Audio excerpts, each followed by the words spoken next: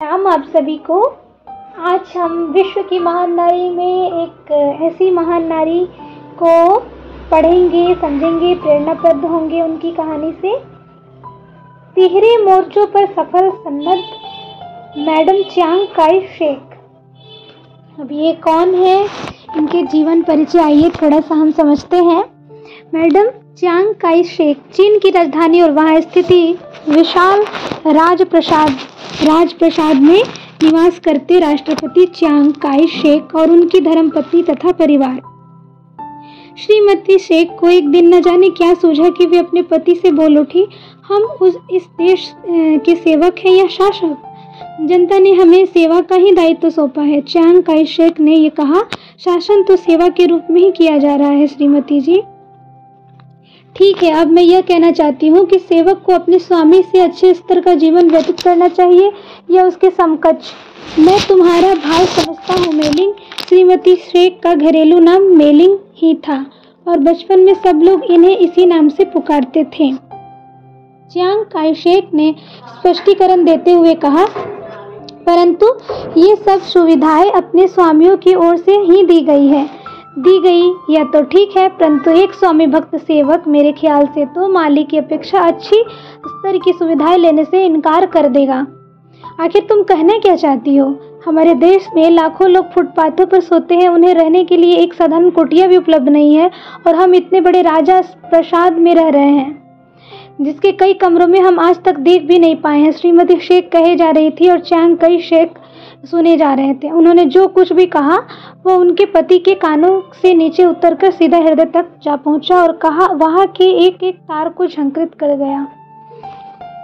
उसी क्षण जनरल ने निश्चय किया कि वे देश के और देश की जनता के एक सेवक होने के नाते उसी स्तर का जीवन जिएंगे जिसमें सामान्य जनता जी रही है। शेख परिवार अपने निजी खर्चे पर चीन की राजधानी में एक छोटी सी कुटिया लेकर रहने लगा। यह उस समय की घटना है जब चीन में लोकतंत्रात्मक गणराज्य था। सन 1912 में सहस्त्राब्दियों पूर्व से चले आ रहे राजतंत्र को समाप्त कर गणतंत्र की स्थापना की गई थी। इस क्रांति के सूत्रधार थे डॉक्टर सन यात सेन और उनके उत्तराधिकारी बने च्यांग काई शेक दंपति। दोनों ही स्वभाव से प्रकृति प्रेमी थे और प्रकृति का स्वच्छंद सानिध्य मिलता रहे, इस उद्देश्य से उन्होंने सागर तट पर ननकिंग में अपना आवास बनवाया और वहीं रहने लगे। अब भी शासन व्यवस्था से समय बचता दोनों सागर तट पर जा बैठते। मनोरंजन के साथ साथ लोक सेवा की चर्चाएं भी चलती। च्यांग काई शेक के हृदय में प्रवाहित सेवा सरिता को गति दी उनकी धर्मपत्नी मैडम च्यांग काई शेक ने। आरंभ में ही कहा जा चुका है कि श्रीमती शेक के बचपन का घरेलू नाम मेलिंग था। चीनी भाषा के इस शब्द का अर्थ होता है सुंदर जीवन और इसी नाम को सार्थक करते हुए मैडम शेक ने जन जीवन में अपना जो सुरक्षित स्थान बनाया उससे आज भी वह पदच्युत नहीं हुई हैं। वे न केवल शरीर और व्यक्तित्व से ही सुंदर थी वरन उनका हृदय और अंतर्मन भी अनुपम सुंदर था, जिनके दर्शन करने वाला हर व्यक्ति उनका ही होकर रह जाता था। व्यक्तित्व के बहिरंग और अंतरंग में अनुपम सौंदर्य का सृजन करने वाली इस देवी का जन्म सन 1899 में ईस्वी में संघाई नगर में हुआ था। इनका परिवार ईसाई मत का अनुयायी था और ईसा के प्रति सच्चे हृदय से आस्था होने के कारण पारिवारिक वातावरण में सेवा, प्रेम और करुणा की धाराएं भी अनवरत बहा करती, जिनके संस्पर्श ने बालिका मेलिंग को असाधारण रूप से प्रभावित किया। ज्यों-ज्यों वे बड़ी होती गई यह संस्पर्श प्रभाव भी बढ़ने लगा और बचपन में वपन हुए बीजों के पुष्प पल्लव ने असंख्यों जीवन को सुरभित सुगंधित बनाया। उनकी शिक्षा दीक्षा अमेरिका में हुई। पढ़ाई में व्यस्त रहने के साथ साथ उन्होंने वहाँ के सामाजिक जीवन और रचनात्मक कार्यप्रणाली में भी रुचि ली। खेल कूद से लेकर विचार गोष्ठियों तक तथा शारीरिक प्रतियोगिताओं से लेकर बौद्धिक प्रतिस्पर्धाओं के प्रत्येक क्षेत्र में उन्होंने उत्साह दर्शाया और परिणाम स्वरूप उनकी बहुमुखी प्रतिभा विकसित होने लगी। 19 वर्ष की अवस्था में उन्होंने अमेरिका के एक कॉलेज से BA पास किया और भविष्य की योजनाएं बनाने लगी। पिता अपनी बेटी को उच्च शिक्षा दिलाने का विचार करने लगे, परंतु उन्हीं दिनों चीन में गृह युद्ध प्रारंभ हो गया।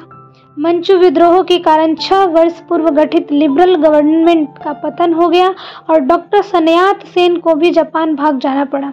यद्यपि डॉक्टर सन्यात के नेतृत्व में एक लोकप्रिय और जन कल्याणकारी शासन की स्थापना की थी और सरकार चीन समाज के नए कायाकल्प के संलग्न थी, परंतु चिन्ह तोषी तत्वों ने ऐसे समय में अपना अस्तित्व बनाया और स्वभावानुसार स्वार्थी तत्वों को अवसर देने लगे। इन सब घटनाओं का पता मेलिंग को अमेरिका में लगा तो उन्होंने निश्चय किया कि राष्ट्रीयता और की दृष्टि से हम चाहे जो रहे हो, परंतु जिस देश का अन्न खाया और उसके प्रति वहाँ की जनता के प्रति भी हमारे कुछ कर्तव्य हैं जिनकी किसी भी मूल्य पर उपेक्षा नहीं की जानी चाहिए। और वे अपनी शिक्षा का विचार अधर में छोड़कर चीनी जनता की सेवा के लिए स्वदेश आ गए। चीन में आकर उन्होंने क्रांतिकारी आंदोलनों में हिस्सा लेना शुरू किया। अपनी कर्मठता, लगन और देश प्रेम के बल पर उन्होंने शीघ्र ही क्रांतिकारियों और देशभक्तों के हृदय में स्थान बना लिया। उनके देश प्रेम के उफनते ज्वार से चीन के तत्कालीन अधिनायक जनरल चियांग काई शेक ने उनसे बड़े प्रभावित हुए। जनरल शेक किसी ऐसे नारी व्यक्तित्व की प्रतीक्षा में ही थे जो उनके कठोर और संघर्षमय जीवन को स्निग्ध बना सके।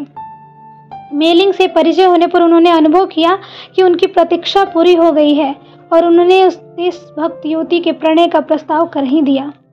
मेलिंग ने शेख की प्रतीक्षा को पूरा किया और उनके उस स्वप्न को साकार किया जिसके संबंध में वे सोचा करते थे कि कभी पूरा होगा या नहीं, क्योंकि उस समय चीनी स्त्रियों की दशा बड़ी दयनीय थी। अधिकांश चीनी महिलाएं घर में बंद कैदियों का सा जीवन यापन करती थी। विकास, शिक्षा और सामाजिक प्रतिष्ठा के नाम पर उन्हें प्रतिबंध, कुमंडुकता और तिरस्कार ही मिला था। मेलिंग चीनी नारियों की इस दुर्दशा से अनभिज्ञ नहीं थी। वह जब वे मेलिंग से मैडम चियांग काई शेक बन गई तो उन्होंने आरंभ किया नवजीवन आंदोलन। इस आंदोलन का उद्देश्य स्त्रियों की स्थिति में सुधार लाना तथा राजनीति में व्याप्त अस्थिरता का निवारण। वस्तुतः नारियों की इस दुर्दशा के लिए चीन की समाज व्यवस्था ही दोषी थी और जब चीन के सामाजिक ढांचे में परिवर्तन नहीं किया जाता, महिलाओं का उत्थान छूछा स्वप्न ही होता। सो मैडम शेक ने नवजीवन आंदोलन के माध्यम से चीन की जनता में नई सामाजिक चेतना का शंखनाद किया। इसी आंदोलन के अंतर्गत शिक्षा और ज्ञान के प्रचार प्रसार हेतु स्थान स्थान पर उन्होंने स्कूल खुलवाए। स्कूलों में शिक्षा प्राप्त करने के लिए उन्होंने बच्चों तथा उनके अभिभावकों की झिझक तोड़वाई।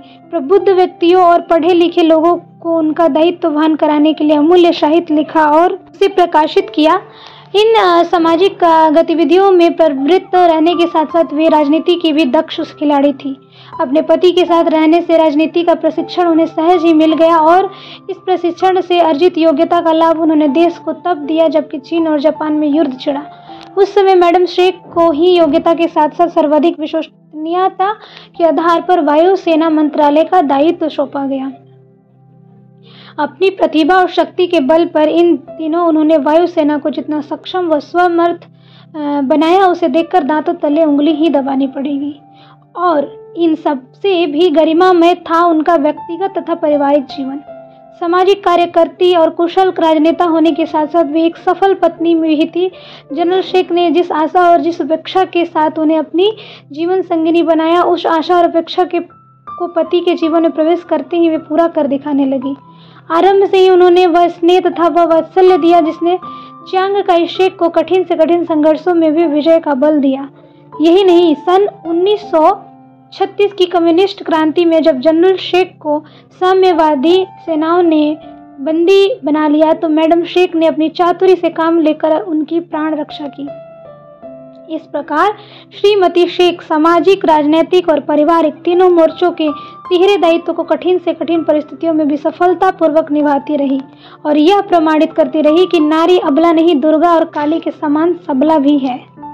मैडम शेक ने आजीवन अपने पति की अर्धांगिनी बनी रहकर उनके तथा अपने विकास में जिस दृढ़ता के साथ, जिस निष्ठा के साथ योगदान दिया वह सर्वसामान्य के लिए अनुकरणीय आदर्श है। उनके पति को विश्व भले ही एक असफल राजनेता के रूप में जानता हो, पर व्यक्तित्व के साथ जुड़ी हुई महानताएं तो कभी नहीं धुंधली जा सकती। काल के धुएं में भी वे और प्रखर तथा उज्जवल बनती चलती हैं।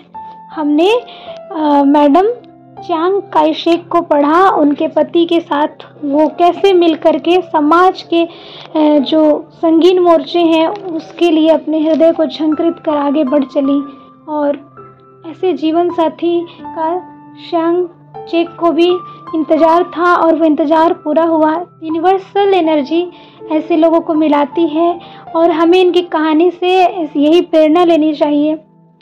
हम भी as a women, as a नारी, गर्ल, जिस भी एज में हैं और जो भी पुरुष हैं, उनको भी सीख लेनी चाहिए कि अपने देश के प्रति हम जहाँ कहीं भी हो, जिस भी पड़ाव में हैं, स्टूडेंट लाइफ जी रहे हैं, पढ़ रहे हैं या फिर किसी स्टाफ मेंबर में एम्प्लॉय हैं, तो हमारे अंदर वो देश के प्रति वो भाव होना चाहिए, समाज के प्रति सेवा का भाव होना चाहिए। और वो भाव अगर हम अपने अंदर रखते हैं तो हमें दिखने लगेगा कि कहाँ किस तरह की सेवा करनी है। और ईश्वर से हर वक्त दुआ कि हमें सेवा करने का हमारी पात्रता विकसित हो।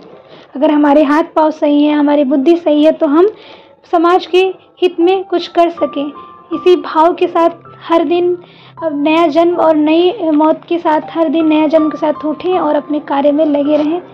इस तरह हम समाज हित में अपने एक एक समय के क्षण क्षण को लगा सकें। इसी भाव के साथ सभी को प्रणाम। सबका जीवन मंगलमय हो। धन्यवाद।